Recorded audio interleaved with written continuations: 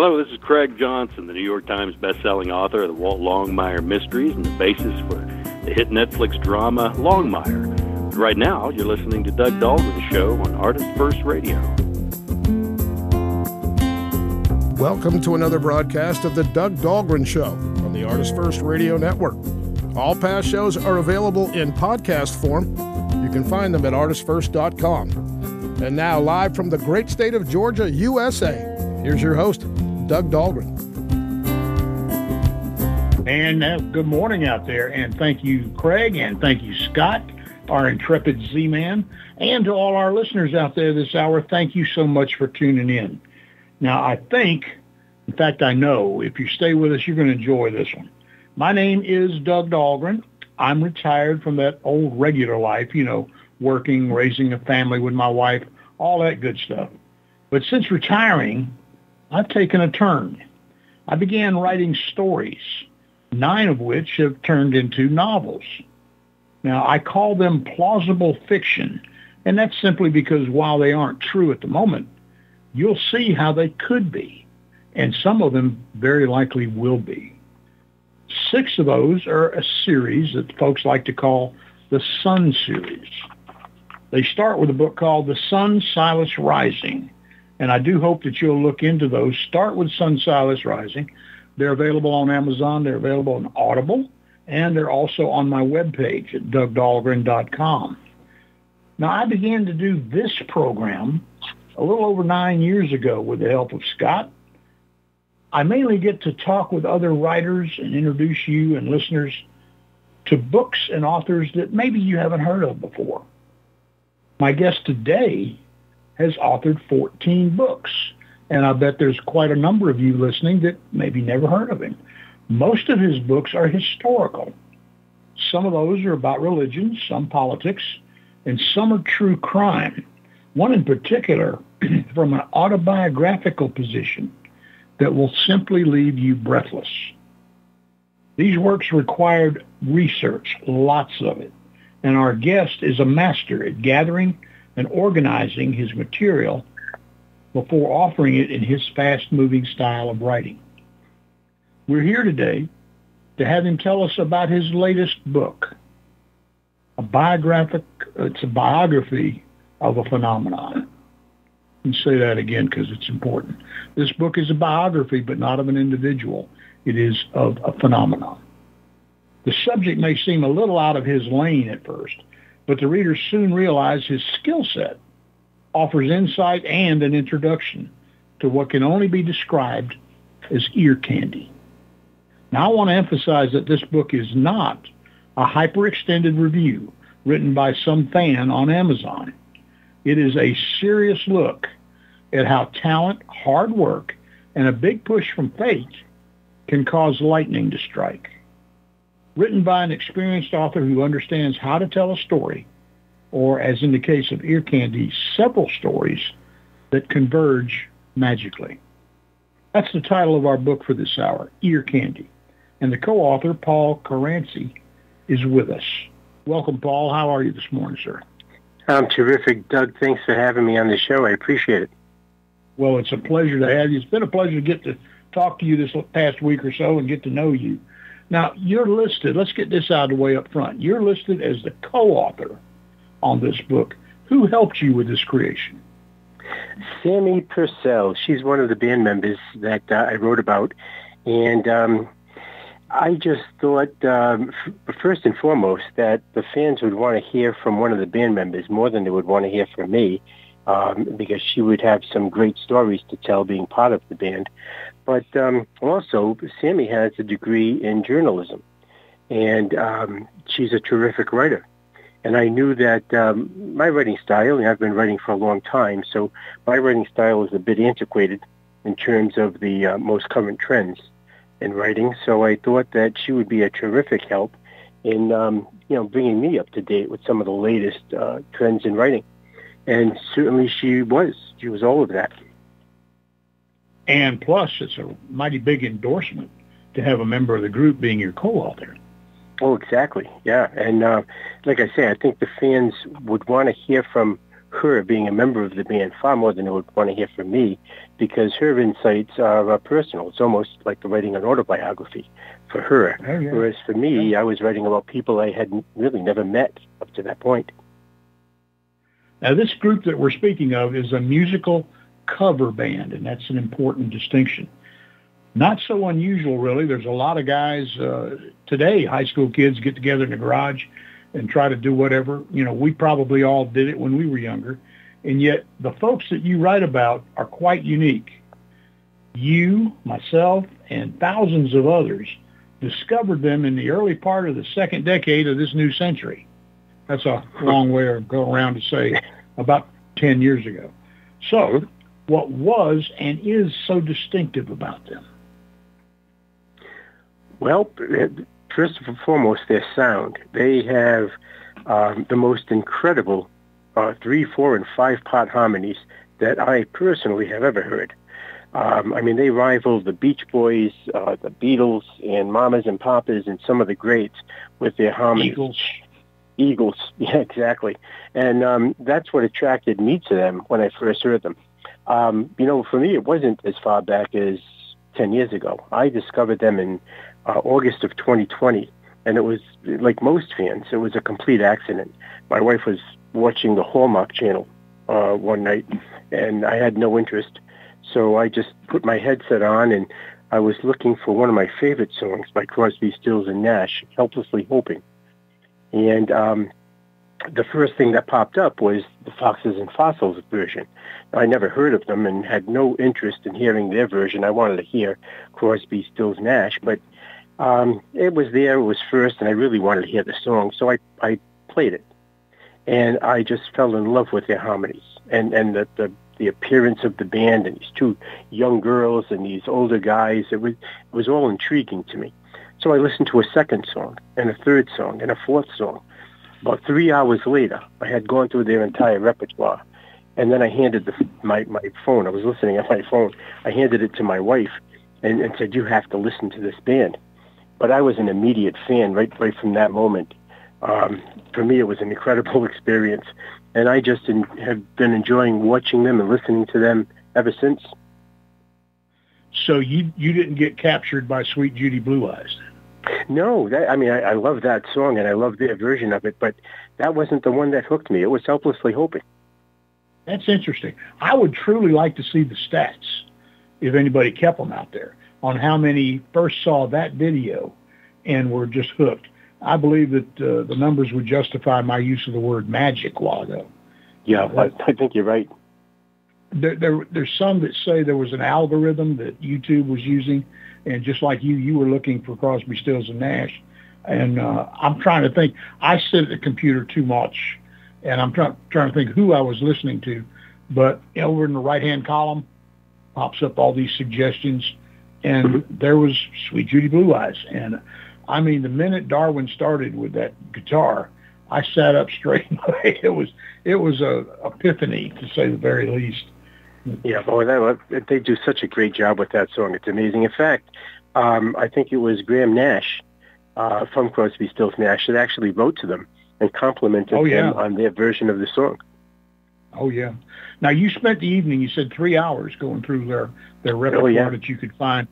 How long did you take before you realized you were listening to 8 and 10-year-old music?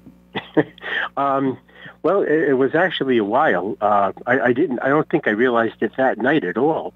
But it was right after listening to them that night, and then I turned them on again the following night, and I thought, this band is phenomenal. I'd like to know more about them. And then I started to do a little research into them, and I found out, more of the information, that some of these songs went back to 2010, that the girls were only 14, 15 years old when they started, and I started to learn some of the history. And it was that history, I think more than anything else, that made me want to write about them. Because I love the fact, first of all, that it was a family project, that it was Tim and Sammie that really started this thing. And, I thought that was really cool. But then the poise that a 14-year-old girl would have on stage, her stage presence at 14, it was just remarkable. And Yeah, both. Well, exactly, both of them.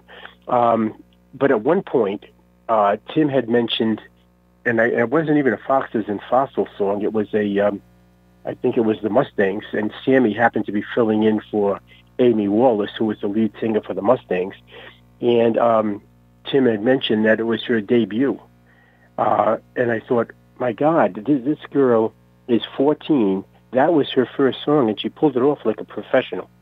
And then Tim said, in the video, that he hadn't even rehearsed it with her. He sent her, some stuff in a recording. She listened to it and did it.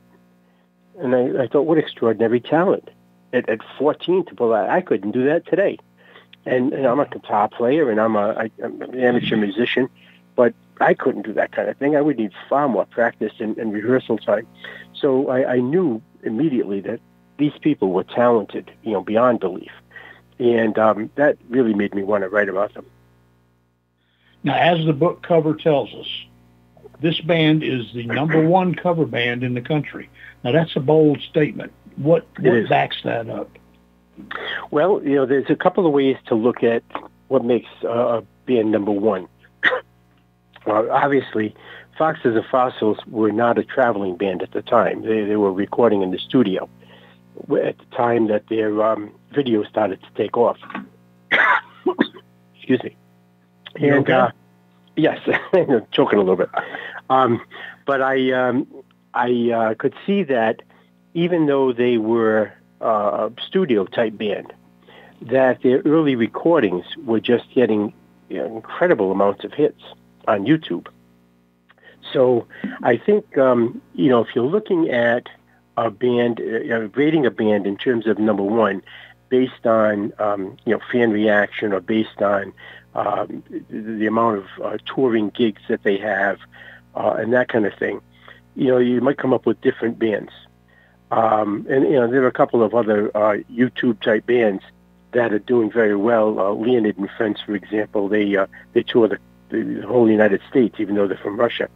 And, they draw big crowds and they do well. But they don't even have the number of YouTube hits that Foxes and Fossils has. So I think I base that ranking on the number of YouTube hits and the number of fans they have at home versus, the number of tours that they've been on and the number of people they draw live at the stadium or whatever. There's another distinction. I don't mean to interrupt your chain of thought, but Leonid and Friends, would you say they are a cover band, or are they more of a tribute band? Don't they kind of follow Chicago? Yeah, about 90% or 95% of their music is Chicago music. They do a few other songs, but I would classify them more as a tribute band. And Foxes and Fossils, they're just all over the place. They just can tackle whatever. Yeah, any song by any band, and usually their product is better than the original. And that's so unusual. It truly is. I want to stay with the cover a minute. Who did that image for you? Who created the cover? Well, that was I guess Tim and I worked on that for a long time. We had one of the fans, Bruce Johnson. He does a lot of graphics on, puts a lot of graphics of Foxes and Fossils that he edits, he makes up, and he throws them on the Facebook page. And some of them are spectacular. So when I had a cover design in mind, I contacted him and asked him to come up with a few different designs. One of the designs he came up with was this guitar that was handcrafted by Scott Cale, another fan and a friend of Scott King's. And that's the one that Tim liked the most. And from there, we just kind of played with it so that, half the guitar was in the frame and the rest of it was the black with the title and authors' names. But it was probably Bruce Johnson's initial work and then Tim and I honing it to come up with the final cover that what you see today. It's very striking. And insiders, people who know the group and know a little bit more than maybe some of our audience out there, understand that is a real guitar. And it's played on several numbers by Darwin or Toby Ruckert. And always, whether it's being used or not, in the videos it seems to have a position of prominence, doesn't it? It does. It's always in the background if not being used. And, that's one of the reasons I wanted to use that image, and I think that's the reason Tim wanted to use that image on the cover. It's so recognizable by fans that they couldn't see the cover and not realize immediately, what the book was about. You've alluded to what kind of prompted you to think about writing about these folks, but I want to get really serious now, because what was it about them to make a serious historical writer want to sit down and spend his time finding out, doing the research, and to write about this group? What triggered you to do that? Well, again, I think the first thing was the harmonies of the band, and the second was probably the familial aspect and the age of the girls. And I just thought it was so unique that I thought, what a great topic. I mean, there was actually probably a more personal reason, too. I thought it'd be a great way to meet the band, to write a book about them. And, I wanted to do that. I really, I fell in love with the band from Tim and all the guys, Scott and Darwin, Toby, Johnny Pike, right down to the girls and Chase, the newest member of the band. And I thought, these just seem like fantastic people, and I'd really love to meet them at some point. And, writing a book about them would certainly be my introduction to them. But their sound and that familial aspect of the band really stood out to me, and I thought it was so interesting that it would just be fascinating to write about, and I think would catch a chord with the fans. My interest in writing the book initially, and I still think it's my primary interest, is to promote the band, because they're fantastic, and I just fell in love with them. And I thought I found out that many others fell in love with them the same way, by accident. But I wanted to promote them, and the only way I could promote them is to write about them, because that's what I do. So this was, I guess, my contribution to promoting the band as best I could. But it was kind of a long process, because listening to them on one of their YouTube videos, and then trying to contact them wasn't easy. It was difficult finding email. I found an email address for Maggie at Olivia Management after I found out she worked there. I had something from Sammie from BU that I found online somewhere. But I didn't know if that email was still active, because she was, at the time, I think, attending classes remotely from home because of COVID.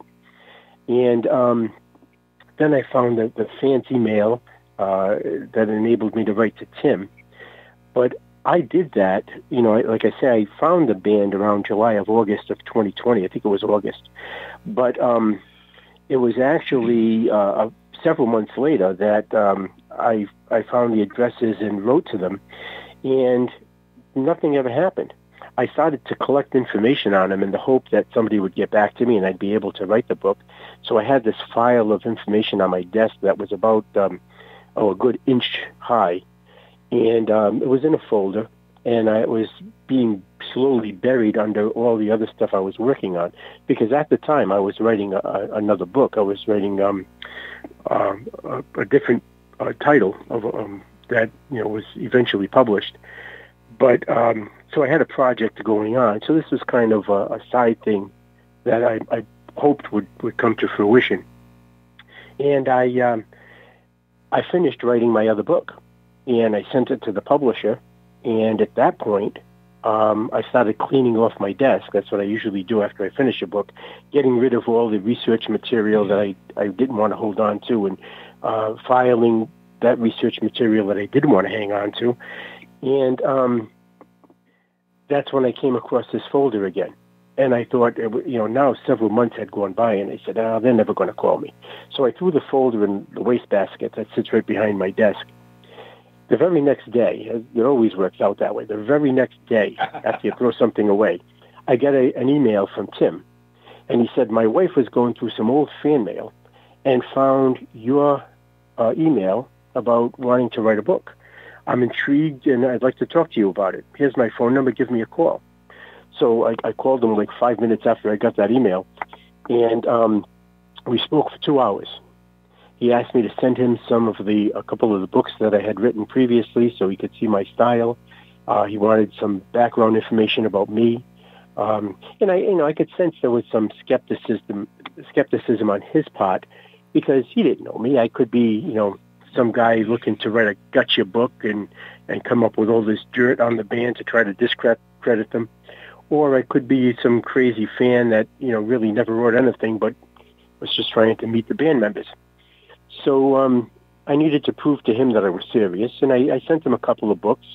And he got back to me maybe 3 or 4 weeks later and said, I read the books, and I think you can handle our project, and let's talk business. So for another 3 months, we just went back and forth. I mean, certainly not every day, but, maybe once or twice a week. We went back and forth on contract terms and who would have control of what and that kind of thing. And that's when I also asked him if he might be interested in asking Sammie if she would be interested in co-authoring the book with me. And he did that, and she was. And shortly after that, we finalized the arrangements and started writing the book. But it was a good 6 months from my first contact to when I started writing in earnest. And the book took probably some 18 months to finish. So it was close to 2 years from beginning to end, which is far longer than I spend on any other project. Usually I'll finish a book from conception to publication within a year. So this one was closer to 2 years. And that was just something I didn't anticipate. And it set my schedule back because I do have, other topics I wanted to write about. So it set my schedule back almost a year. But it was well worth it. I had a great time. There were hundreds of hours of interviews with all of the band members and other people, family members and friends and fans. And in the end, I think it was just all worth it. It was certainly one of the most fun projects I ever worked on, even though it was one of the most arduous. I write history, Doug, as you mentioned. So the people I write about are dead, and some have been dead for 400 or 500 years. And they can't complain. They can't complain, and I don't have to worry about their schedules. The information is available in museums or in archives or online or in books or whatever. None of that existed. So I had to go to the source, and that means working around the schedules, not of one person, but of 8 people, and then friends and fans and former bandmates and you name it. So there were tens and tens of people I had to interview, and I had to work around their time frame and their schedules.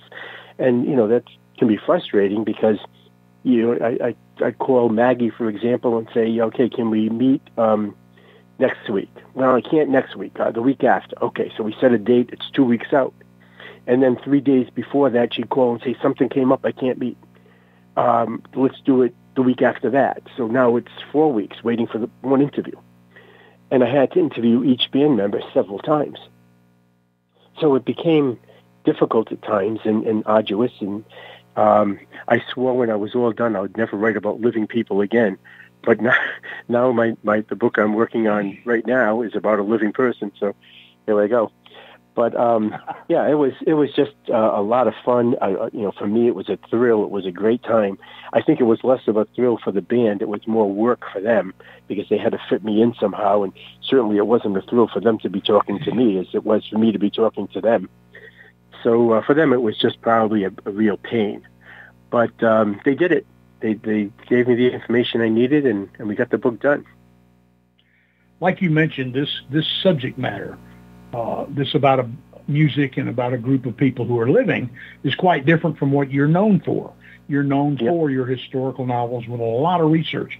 And yet the process that you used really was quite similar, is gather the facts, then organize them, and then see how you could talk about it. Exactly. Is that pretty much what you did? Okay. Yeah, exactly. A lot of research first, and then the writing process. And the organization process. And, frequently, you probably experience this in your writing, too. even though you're writing novels, I'm writing history, but I think the process is probably similar. I would come up with all these facts and have them all over the place, and then at some point say, okay, well, this is going to go in chapter 1, this is going to go in chapter 5, and move things around frequently to come up with some kind of, it's hard writing. It was hard organizing this, I should say, because, Tim was in many bands. Some of those bands overlapped with Darwin, who was in the same band. I think Scott was in a band with Toby or Johnny. I think it was Johnny. And, so there was a lot of overlap. And if you're writing one chapter and it's about Toby, and he happened to be, with another band member on a project, you don't want to write about it out of sequence because you're not on that band member yet. But there's that overlap, which made it very hard to distinguish the chapters. But I think the way we ended up doing it works. So hopefully it does for the fans as well. Oh, it works very well. And again, folks out there, we're talking this morning with Paul Caranci. We're talking about Ear Candy. Now, this is a book that he wrote. He's a historical writer, and yet he's written a book about a musical group. And that may strike you as a little bit odd, but this is not your normal everyday music group. It's not your normal everyday cover band. The book itself is worth the read. Listening to them is just a whole nother value. While we're talking about that right now, before we go into break, Paul, where can people get their own copy of Ear Candy? They can get a copy at the Foxes and Fossils website. That's foxesandfossils.com. And when they get on the website, there's going to be a banner, scrolling banner at the top. About the 4th or 5th item in is the book. There's also a section they can go to on the top that says book, and they can click on that and bypass the banner and go right to the book. It sells for $35 on their site, and autographed copies were selling for $45. I'm not sure if they have any left or not. They might have a few left over, but if not, certainly the book itself, $35, foxesandfossils.com. And I'll just tease you a little bit. We'll talk a little more in depth later in this interview, but there's appendices and bibliography in here that are worth the price of the book alone. So at any rate, you need to get this book. Again, we're here this morning on ArtistFirst Radio. My name is Doug Dahlgren. We're talking with Paul Caranci, and we're talking about Ear Candy. Stay with us. We'll be right back after these messages.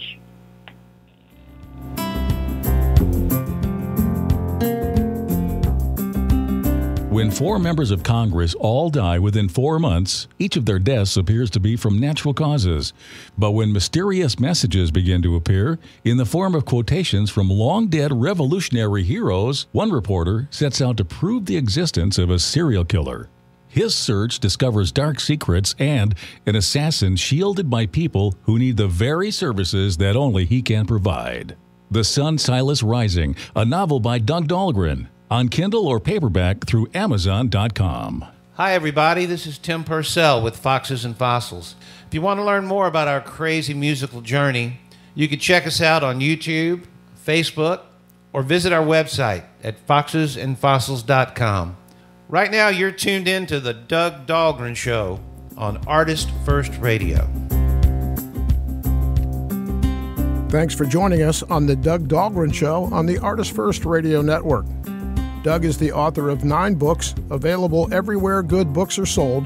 Some titles are also available in audiobooks. To find out more, please visit DougDahlgren.com. We welcome your questions and comments. Please use Doug at DougDahlgren.com. Now let's continue with the program. Back to your host. It's Doug Dahlgren. And once again, I thank you, Scott. We're here this morning. We've got Scott in Ohio. I'm down in Georgia. And we've got with us Mr. Paul Caranci in Rhode Island. I assume that's where you are. You move around a lot. Yep, I'm in Rhode Island now. Excellent. How's the weather up there? It's a little chilly today, but probably in the mid to high 50s. Nah. We got like 65 on our way to maybe 70. It's gorgeous. It's been that way. But anyhow, let's get to the business people are tuned in for here. You've written a book. It's called Ear Candy, and I can't think of a more appropriate name for what you've gathered and put together for us.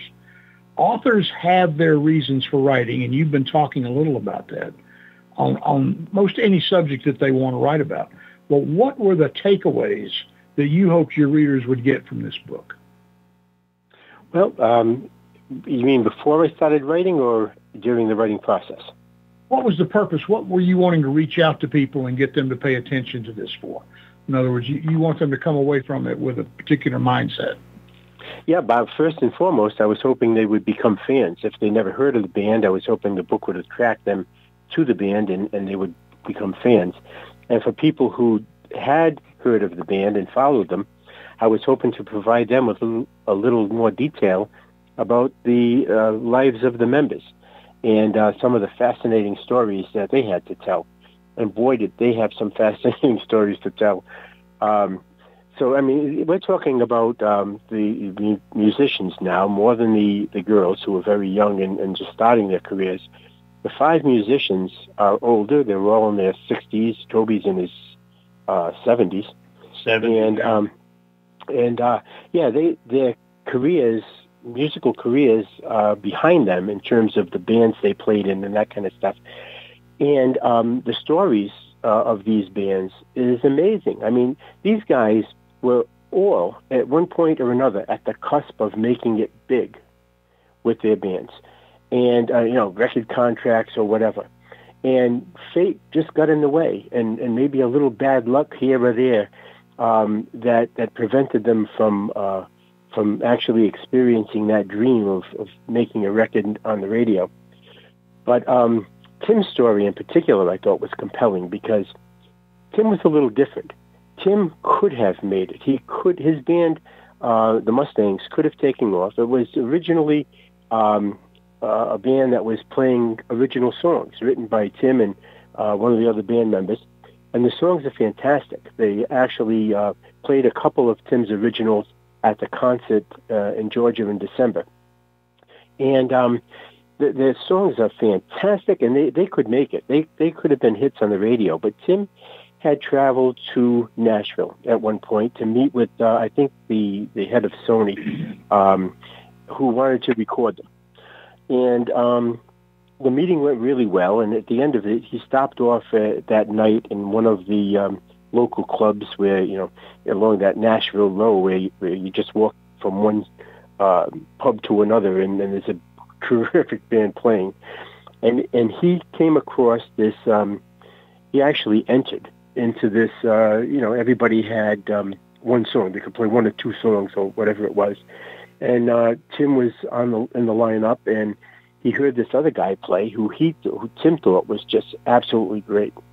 And he said, he did one song that made you laugh. He did another song that made you cry. And the guy was really good, a great musician and a great singer. So Tim hung around, even though he had already performed his piece. And he went up to the guy after, and he said, I really think you're good. And the guy said to Tim, and I think you're really good, and I'd like to get together with you. What are you doing tomorrow? And Tim said, I'm heading back to Georgia tonight. And he said, oh, you're from Georgia. And that kind of put a damper on the whole thing, and nothing ever came of it.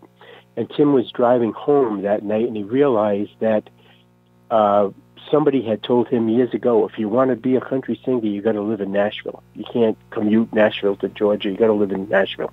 And Tim didn't understand why that was the case, because it's a short drive. He could certainly commute there when he needed to. But he realized, because of that conversation, that's exactly what his friend was talking about. You had to be there when the opportunity arose, and they weren't going to wait a week for you to come back later. You had to be there then. And then he started to think, well, I'm a father. I have, I think he had 1 or 2 daughters at the time. And he said, do I really want to record original music and then travel around the country on a bus, leaving my family behind, to promote the music by playing live shows at all these, various states and arenas? And he decided that that's not really the life he wanted anymore. He was in his, I think at the time, either upper 30s or low 40s, and that's not what he wanted for himself. So he decided to change the Mustangs from an original band that would record and tour to a cover band that would just play local clubs. and they would, had a great deal of success even with that, until the, whole economy turned as a result of the airlines seeking a subsidy from the federal government. Who would think some events in Washington would turn the tables on a local band from Georgia? But that's kind of what happened. And then the Mustang started to play less and less. And thank God it did, because that's what caused Tim to work with Sammie on the song America by Simon and Garfunkel, and eventually led to the formation of Foxes and Fossils. So if it wasn't for that downturn in fortunes for the Mustangs, we wouldn't have Foxes and Fossils today. True. Now, you just that's the kind of thing I wanted to. I'm sorry, Doug. That's the kind of thing I wanted fans to know about, because it's such a vital aspect that these guys were good enough to make it to the big time, each and every one of them. But because of fate, they didn't make it to the big time, and here they are now because of maybe luck, and certainly a fair amount of talent, that they are making it in a much different way that nobody would ever have anticipated. They're making it as a YouTube band. Well, to our listeners out there that know who I'm speaking of, each of these guys that are players were and are a Wrecking Crew level. And you have to know a little bit about our age group and the music that we listen to. We grew up with stuff we thought was being played in the background by the Beach Boys and all that kind of. It was a Wrecking Crew. It was a group of old journeyman musicians that were playing the music, and these guys, every one of them could have fit in. I wanted to zero in on something, though, about that story, because this is important. Anybody that is a surface-level fan has been to the webpage and looked at the biographical information on each one of the members. There's a paragraph or two. Your book goes much deeper, and it's interesting stuff. It's not just digging up the same old information. To get that level out of somebody, I enjoy interviewing people, getting to talk to them, but to get them to open up and to share with you that stuff that's in there, like Tim shared with you his story, there's a talent to that. What technique did you use to get these people to open up to you? Well, I think first I had to gain their trust. And to do that, I had to let them know that as a fan, I was interested in promoting their band, not, tearing it apart and trying to dig up dirt on them. And I think once I had some level of trust, there's only so much trust you can garner, meeting someone on the phone. But I think once they felt a little more comfortable, then it's just a matter of asking the right question to get them to open up. And sometimes it took a lot of follow-up. Scott in particular, because his story was so personal with his illness and with his depression and the other things he suffered from. He didn't want to talk about that kind of thing. In fact, he was the last holdout. He told Tim, all right, I'll do this. I'll talk to him, but I'm not getting personal. I'm just talking about Foxes and Fossils, and that's it. But with him, getting him to open up was nothing I did. It was, actually his bad fortune, because after 2 interviews with him, he found out that he had terminal cancer and he was dying.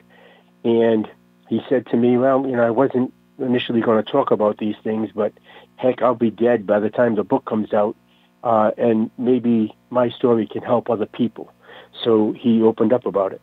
And it was, like I say, nothing I did. It was his misfortune that caused him to want to open up. But I'm glad he did, because I think his story will help a lot of people, those who read it, and find out, his struggles are the same as every man's struggles. There was nothing unique about Scott. So I think when they read his story, some people may identify with it. And it may help.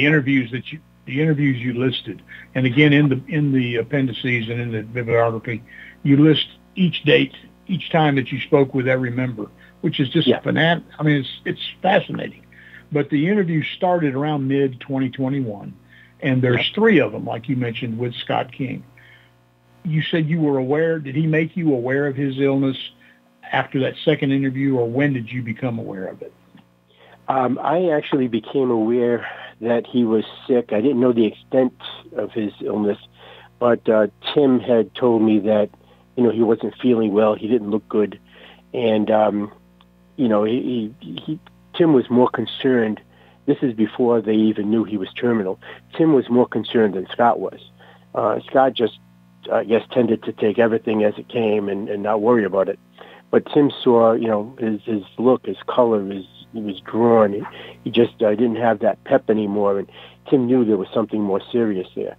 And Tim actually encouraged him to go to the doctors. And, yeah, I'll do it. And eventually, when the pain got so much, he did go to the doctors.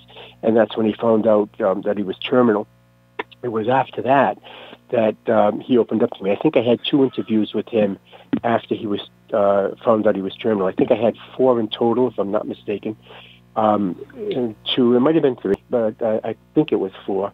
2 were before he found out he was terminal. 2 were after. And the 2 that were before, he was a little more cautious with me. And then when he found out he would probably die before the book was published, he really decided he wanted to use his story to try to help people and maybe get other people to go to the doctors earlier and not play around with their own health. But his story is fascinating. I mean, he had one opportunity when he moved to Los Angeles. He moved to Los Angeles to join a band that had a recording contract all in place. And he got to L.A., he packed up a trailer and hitched it to his car and drove his old car all the way across country. He got there, and I think just a few days later, the person that wooed him to join the band decided he didn't like playing with other people, and he was going to quit the band and go do his own thing. So here Scott just moved to California, has this apartment with 2 people he didn't even know that were in the band, and the person that called him there was gone, and the band was no more. Like, what am I going to do here now? And he took a job in another dog grooming place. He had done that in Atlanta, I think, too, or Virginia. And he took another job in Los Angeles grooming dogs just to, pay the rent. But he did have some fascinating experiences.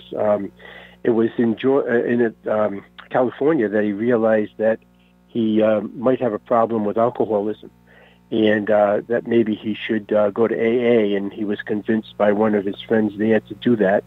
And his friend had been going for a long time, and it was while at AA that he met several stars, like the actor Ed Begley and Steven Tyler from Aerosmith. And one of the funny stories that Scott told that's in the book is that he went to AA, and it happened to be a meeting that Steven Tyler was there too, and they were leaving the meeting, and it was raining, and his friend, Scott's friend, was driving, and Tyler hitched a ride with the friend, and as they're running to the car because it's raining, there was a small Volkswagen too, to make it even worse. The friend yells out to Steven Tyler, "Hey, you get in the back because you're shorter than Scott, and Volkswagen doesn't have much leg room." So Scott said, "Here I am standing at the door of a Volkswagen, holding the seat back so Steven Tyler, this megastar from Aerosmith, can get in the back seat because he's shorter than me, and I'm going to be in the front seat." And he just thought that was so funny and ironic. But he had a lot of stories like that he told, and some of them found their way into the book. Not every story that they told me could make its way to the book because the book would have been about 700 pages. So we had to limit it. But, there are some extremely amusing stories like that. There's another one. Is it okay to get into some of these stories at this point? Or? Sure. Absolutely. Okay. There's another amusing story that Scott told that had me just laughing and laughing, both during the interview and beyond. Scott was, they were playing with the Mustangs, and Scott was going to meet Tim early one morning to drive to Florida for a gig. And Scott had, a fairly long drive to Tim's house, so he took a bath the night before, and threw his clothes out that he wanted to wear the next day, so they were all ready. And the next day he wakes up at 4 o'clock and he throws his clothes on in the dock, and he travels to Tim's house, and they load up Tim's van so they could drive to Florida for the gig. And after they loaded the van, Scott said to Tim, you mind if I use the bathroom before we go? So Tim said, no, not at all. So Scott goes off to the bathroom, and there he realizes that in his haste to get dressed in the dock that morning, he put his boxer shorts on backwards. So he decides to change them, to switch them around in the bathroom while he's there. So he's taken a long time, and eventually Tim knocked at the door and said, hey, you all right in there? And he said, yeah, I'm just putting my shoes back on. And Tim said, you take your shoes off to go to the bathroom? And Scott, without missing a beat, said, yeah, doesn't everybody? And, Tim must have thought he was crazy, but he said, we got in the van, and as we're driving, I explained what happened, and they both had a good laugh over that. But Scott was quite the character. I mean, Maggie talks a lot in her interviews and in some of the segments that she's done on YouTube, in the YouTube videos, how Scott made her laugh all the time.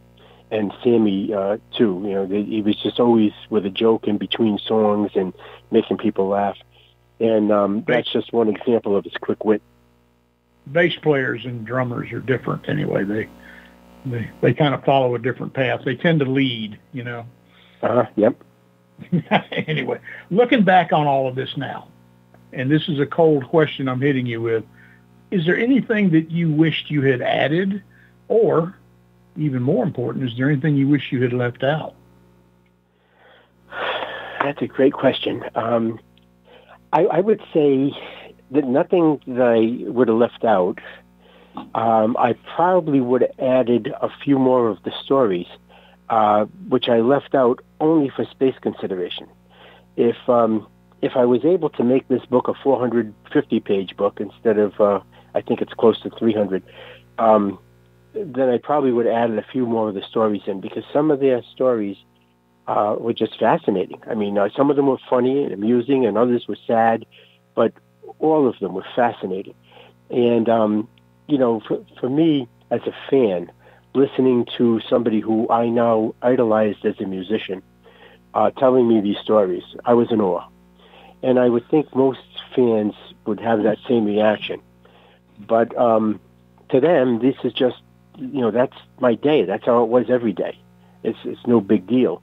So they had 1 million of these stories, and they told many of them during the interviews. My interviews are probably, 50, 60, 70 hours worth of interviews that I have on Zoom. They were all done by Zoom, and I recorded all the sessions. So, I have them all. And, there was so much more in those interviews that just couldn't find its way into the book. So I think I put in the book everything that I would include if I was starting over again. But I would just include a few more stories, I think, if I had the opportunity. You talk about Scott. Scott's death obviously left a huge hole in what is the Foxes and Fossils. And yet, the way I like to look at it, they recovered. They didn't get over it. I purposely use the word recovered because to me that means that they continue to honor his impact as one of their founders. Yeah. How did all that strike you at the time? Well, I was really touched by the level of respect that they had for him. And I think it showed in the first song they did after his death was Carry On, one of the first songs they recorded afterwards. And they said they recorded that song because that's exactly what Scott would have wanted them to do, to carry on. And they refused at the concert, the live concert, to play Sweet Judy Blue Eyes, which, as you mentioned earlier, is probably a fan favorite. It probably has, one of the highest. It's not. I know it's not their highest number of views on YouTube, but it's one of the highest. And I think they refused to play it because they said that's Scott's song. He did such a magnificent job. There was no drum when they recorded that at Bella's. Right. And you wouldn't even know that listening to it if you weren't watching, because he did such a magnificent job on the bass. And I guess it was his song, and they didn't want to play it without him anymore. So I guess they'll never play that song again. But that kind of tribute is just so touching, and it just speaks volumes to the respect they had for him and to their relationship. Tim said several times, and this is one of the things that didn't get into the book, but it could have, if I had more space, that Scott was the best gift giver ever. Scott was always so thoughtful when he gave a gift, and one of the stories Tim tells is that one of Tim's favorite movies is It's a Wonderful Life, which he watches every Christmas time. And he said, I can't get through the opening credits of the movie without crying. And at one point, Scott started watching with him, and the two watched that movie together every year.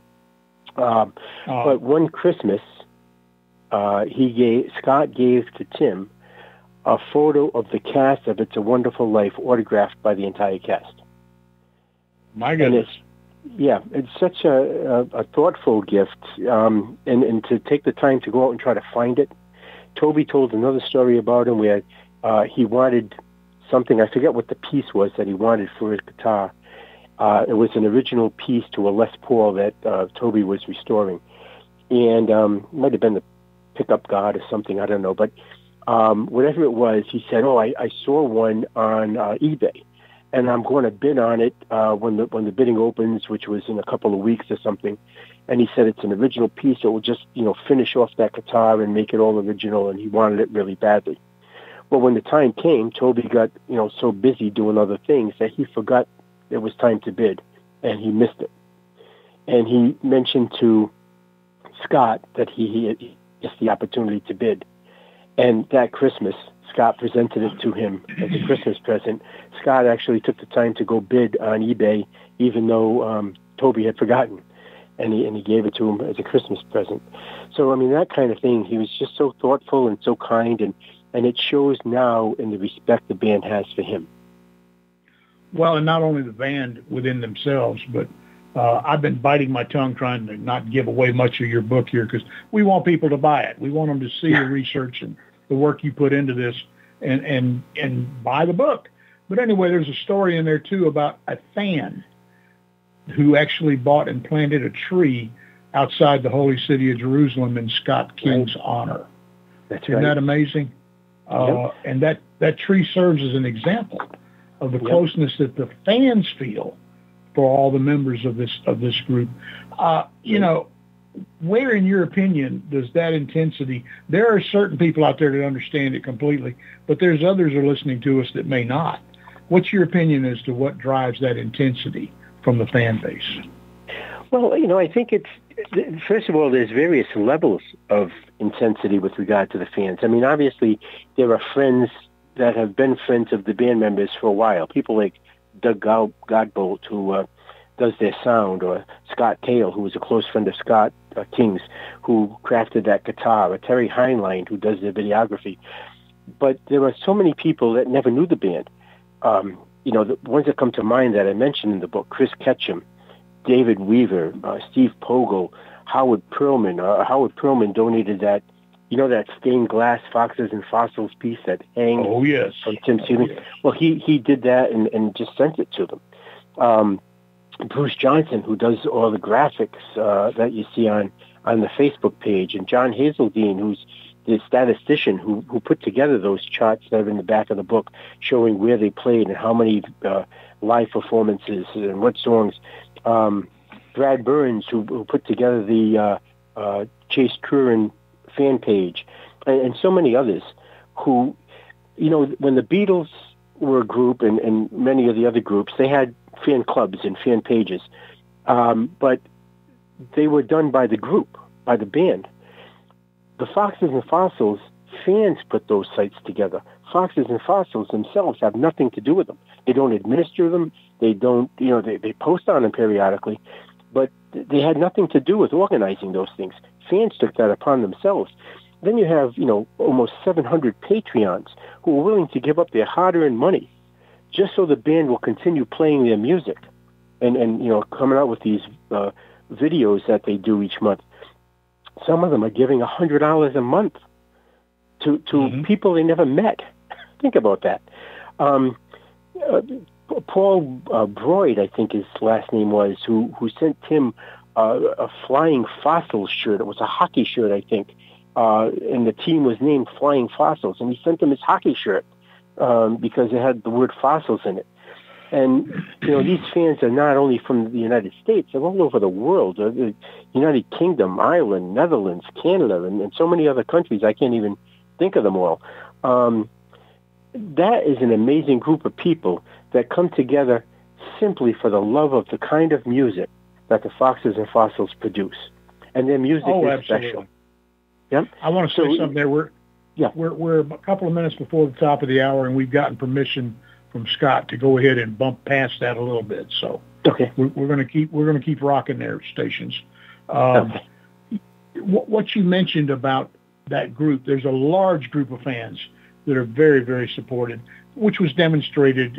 We'll get to the subject of the reunion concert in just a minute. But there was a large group of folks, and then there's that inner circle that I'm sure the band is well aware of how fortunate they are to have people like Terry Heinlein and Scott Cale and the brother, Scott King's brother Ross, has been just tremendous for them. But anyway, there's so much chemistry that's going into what the Foxes and Fossils are that it just is something you don't want to get in the way of it. It's moving, it's continuing to go. What stage of your project, what stage of the book were you in when you heard about the planned reunion show? That was, what Tim had been saying throughout the process, that, fans want them to do a live show. And Tim kept saying, I don't know if we can. We haven't played together in years. A lot of the songs that we do in the videos, we play multiple instruments, so we sing multiple parts. We can't do that live. So putting together a live show and producing the same sound that people are used to in their videos would be very difficult, if not impossible. And he said, I don't want to have a live show that's going to disappoint people. So, and I kept saying to him, Tim, you guys could get up and just talk, and your fans would love it, because there's so much about you that they want to know. I don't think you could ever disappoint. And I don't know if I've ever been to a concert where the sound at the concert is as good as the studio sound from the record. So I don't think fans are expecting it to be as good. But, Tim's a perfectionist, and he wouldn't do anything that wouldn't be as good or better than what he had done the day before. So, he kept voicing that concern throughout the process. By the end of it, and I'd say maybe just a couple of 3 months before we finished the writing, that's when he started to say, maybe there's a possibility I could hire some other musicians to come in so I don't have to play multiple instruments and the others don't have to play multiple instruments. And, maybe we can bring some additional instruments in and some additional singers in or whatever, so we don't have to do multiple parts, but we won't be missing one of the harmonies by not doing multiple parts. So, he started to formulate that, I think, along the way, and it was probably maybe just toward the end of the writing, and that's why it's one of the last chapters of the book, what's next in the future here, that they talked about the possibility of some kind of reunion show that would be live, that would involve all of these other things I just mentioned. And he said, one possibility is to do it in a concert hall. Another possibility is to do it in like on a cruise ship and just, have a weekend type cruise or something where you might be able to, listen to the band 2 or 3 times during the cruise. Another one was maybe going to a place like Hilton Head and having a weekend.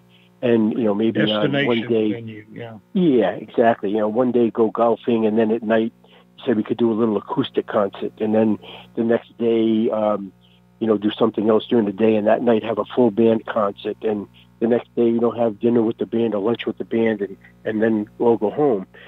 So, he mulled all these things, and I guess the reunion concert was the one that he settled on finally. That was after the book was written, that was settled.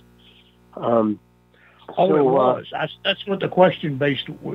How much pressure did knowing that reunion concert was coming, did that put on the author to get ready to have those things ready for the concert? No, actually none, because at the time that we were finishing writing the book, now, remember that from the time Sam and I finished writing it to the time that it got published, there was probably two months, maybe 2.5 months. So things happened. A lot of the final decisions were made while the book was a publication. But there was certainly no pressure on me because, all I could do was say, well, here's some possibilities that exist in the future, but, anything could happen or nothing could happen. And we didn't know at the time that we were writing it. So that all happened after.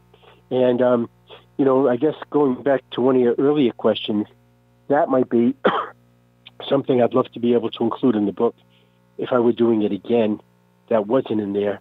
But, it's too late because, the concert came about a month and a half after the book was published. Well, now you've offered the readers in this book. Actually, it's a book in 3 parts.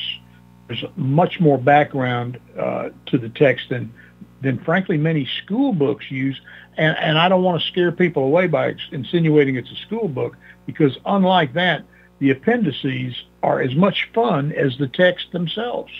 I mean, you can watch your videos and go look them up and say, hey, that's when that was.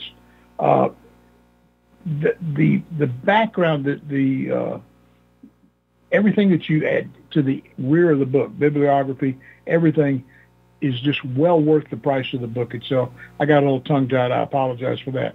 But thanks to people in there like Christopher Ketchum, that there's comprehensive lists of the live performances with where they were and when they were.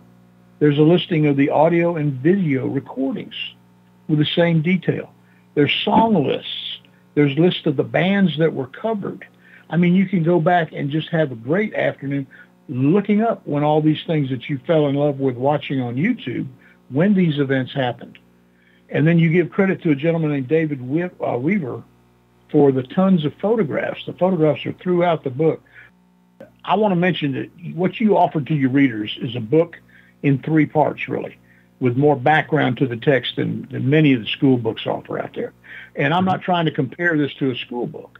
The appendices are just as much fun as the text themselves. And it's just, those are worth the price of the entire book. There's things in there that Christopher Ketchum comprised lists of for you, like live performances with the Where and the When, audio and video recordings with the Where and the When, song lists. There's lists of the bands that were covered. There's just all kinds of fun information that a fan can sit down in the afternoon and watch his favorite videos and then look them up and see, be a part of it. I wanted to ask you, Paul, David Weaver is listed in credits for the photographs. A lot of these photographs appear to be personal. What was his part in this? Did he just collect them for you, or what did he do? Yeah, he helped out with some of the stats and with some of the photos. And, I called several people to try to collect photographs. Sammie was extraordinarily helpful with that, obviously, as you know she would be, because, a lot of them are from her or her father. But there was some that David had that no one else had. So I asked him if he could send some to me. He did. I asked many people that, and they did. And many of those were included in the book. Very good. Well, now let's get down to it. In December, on the 29th and the 30th, 9th of 2022, in Hateful, Georgia, you finally get to come live, face-to-face with the band. Yeah. What was that like?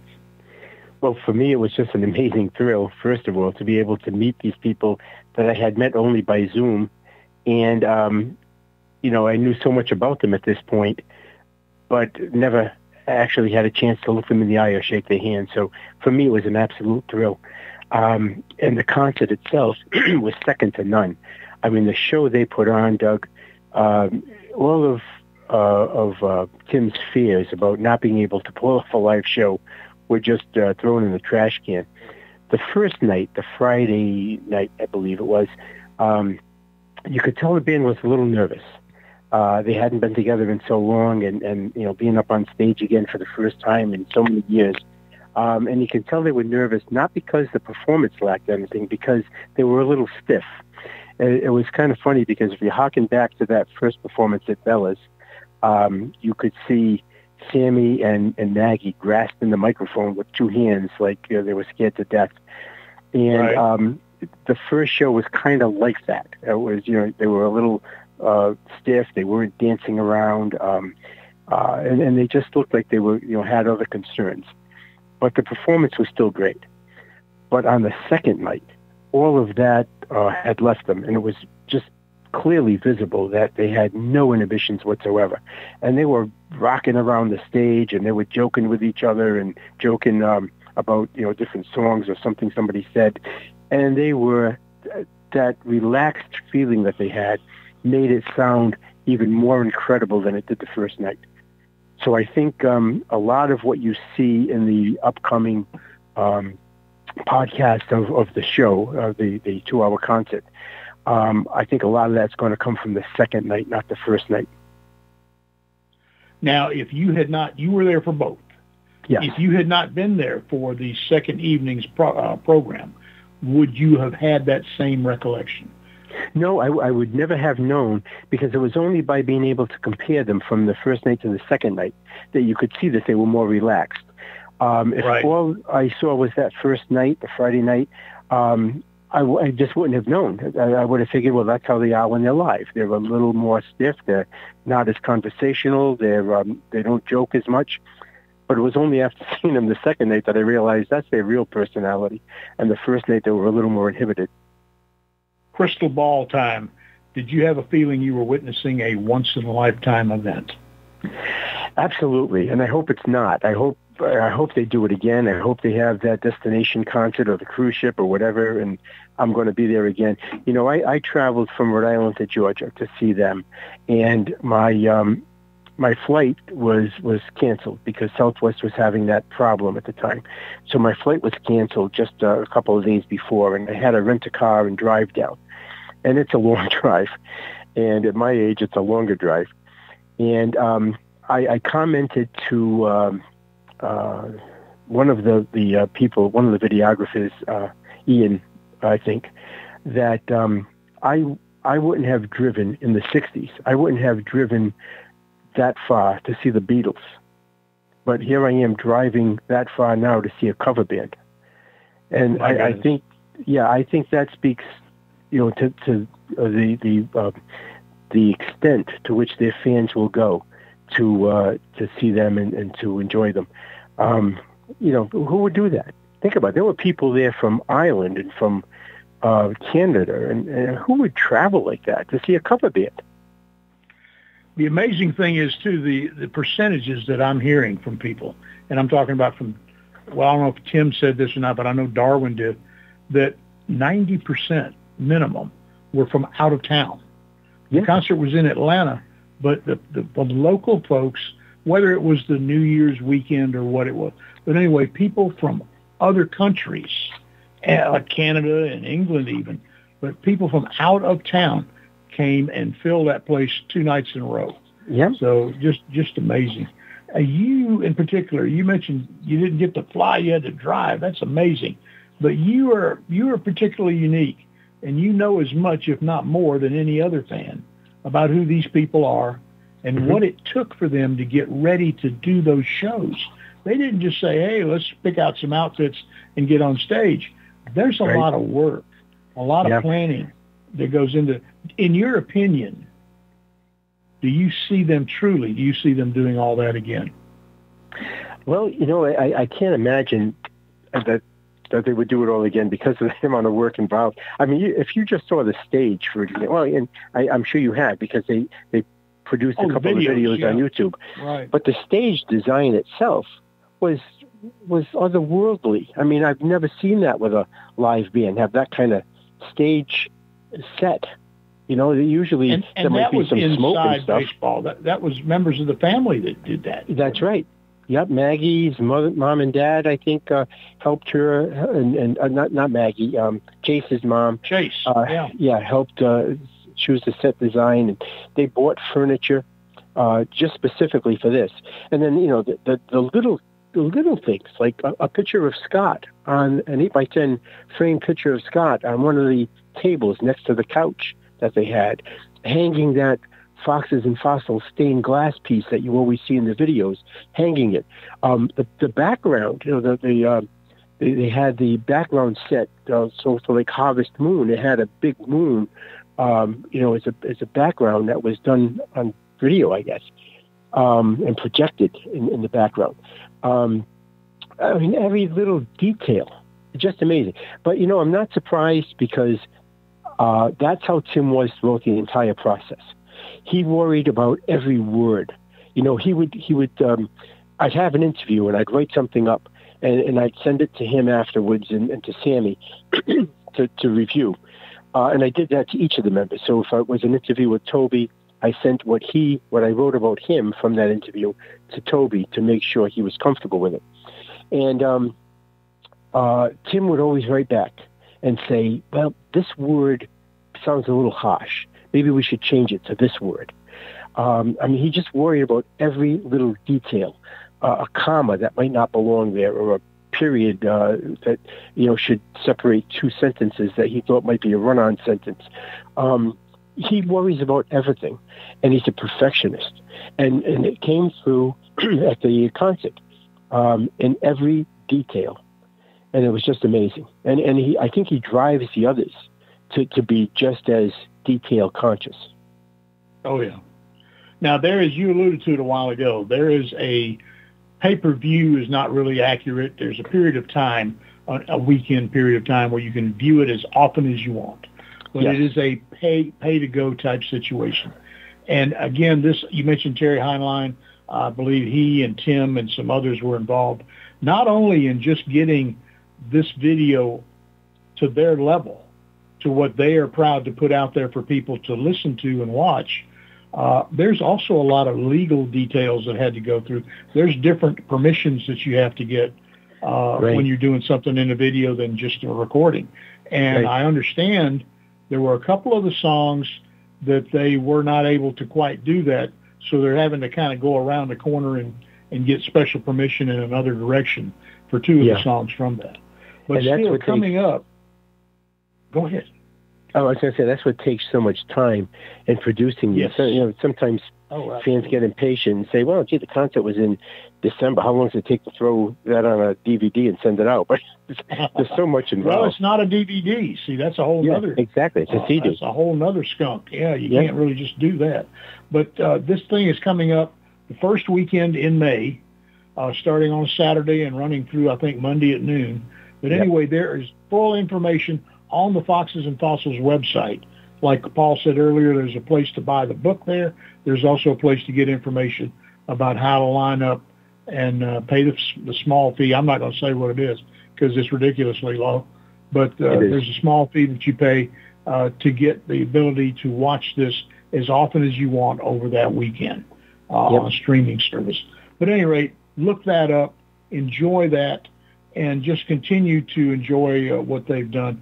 What is Paul Caranci working on now? You mentioned a book about an individual. What is it that you're working on? There is a gentleman by the name of Father, he's a Catholic priest, Father Phil Salois, Salois.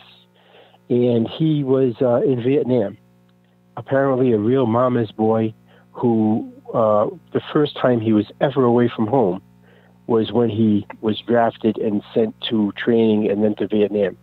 After just 6 months of training, he found himself in the jungles of Vietnam, and there were 2 platoons that went out, and one of them was separated from his platoon, and the guys were caught in a U-shaped sniper attack. And his platoon leader wanted to withdraw and leave the others to fend for themselves. And this Phil Salois said, no, we can't do that. Or he was just a PFC at the time. It was in the 199th Army Light Infantry Brigade. And he said, we can't leave them. And they said, well, we can't risk our lives to get them. And he said, I'm going back. And one of the other guys said, well, if you're going back, I'm going back with you. He went back 3 times under heavy sniper fire and got every one of the bodies. Either there were 6 of them that were alive that he got out. 2 of them were dead, and he dragged them out. He got all of them out, and he received a Silver Star for that. But before he went in, he said to God, he was a man of faith, even though at the time he had no desire to be a priest or anything. But he said, God, if you can get me out of this unscathed, I'll do whatever you want for the rest of my life. When he got back to the States a year later, he felt a calling to the priesthood, and then heard an inner voice of Jesus saying to him, what happened to your promise? And he said, it was at that point that I remembered I made this promise in Vietnam he had completely forgotten about by the time he got home. And he did. He became a priest. And for the last 40-some-odd years, he's been a priest. He's 74 years old now.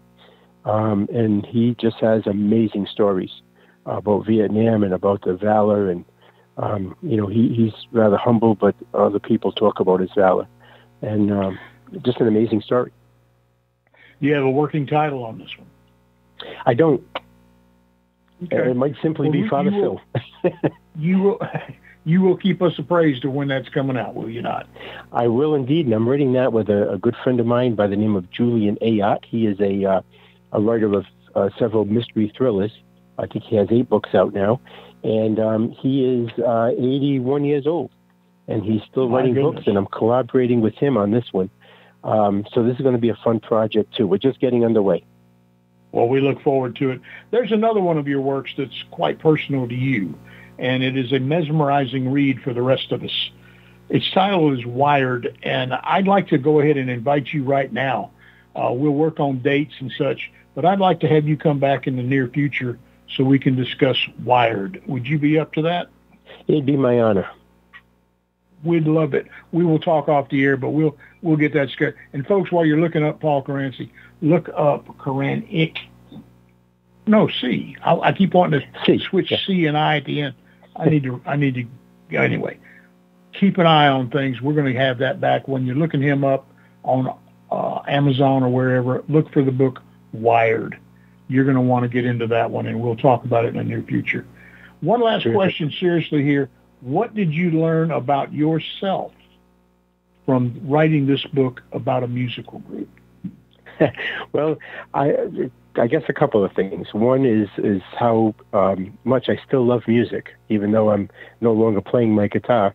I realized by listening to Foxes and Fossils and then by writing the book that I'm still as much involved with that personally as I've ever been. But more than that, I learned that I could actually write about living people. Something I never thought I'd be able to do as a history writer, but I pulled it off, and with Sammie's help and the help of the other band members, and hopefully produced a product that the fans will enjoy. Well, I think they will, and I hope not only fans but other people will look into it, and then they will become fans. Because reading this book, you can't stay away from YouTube. You're going to have to get in there and see what is all this that he's talking about. And that was my goal. That was my goal. Paul, I want to thank you again for being with us this morning. We have covered a lot. Is there anything we left out, though, that you want to make sure you mention before we close? No, I think we're good, and it was an absolute pleasure for me, Doug. I look forward to talking to you again. Excellent. Listeners, you have been introduced, and I recommend this book highly, and the music makers that Paul writes about.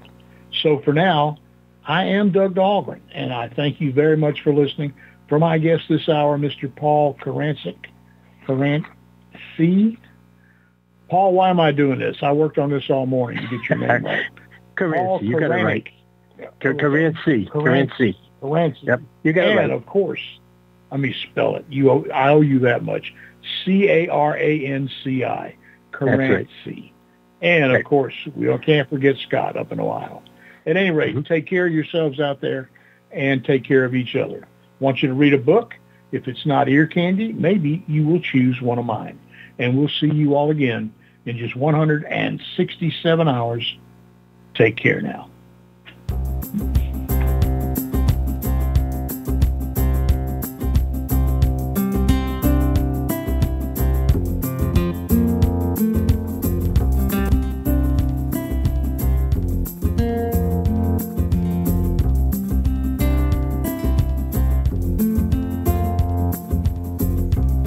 You've been listening to The Doug Dahlgren Show on the ArtistFirst World Radio Network. All past shows are available in podcast form. Pick them up at artistfirst.com, and we'll see you next week.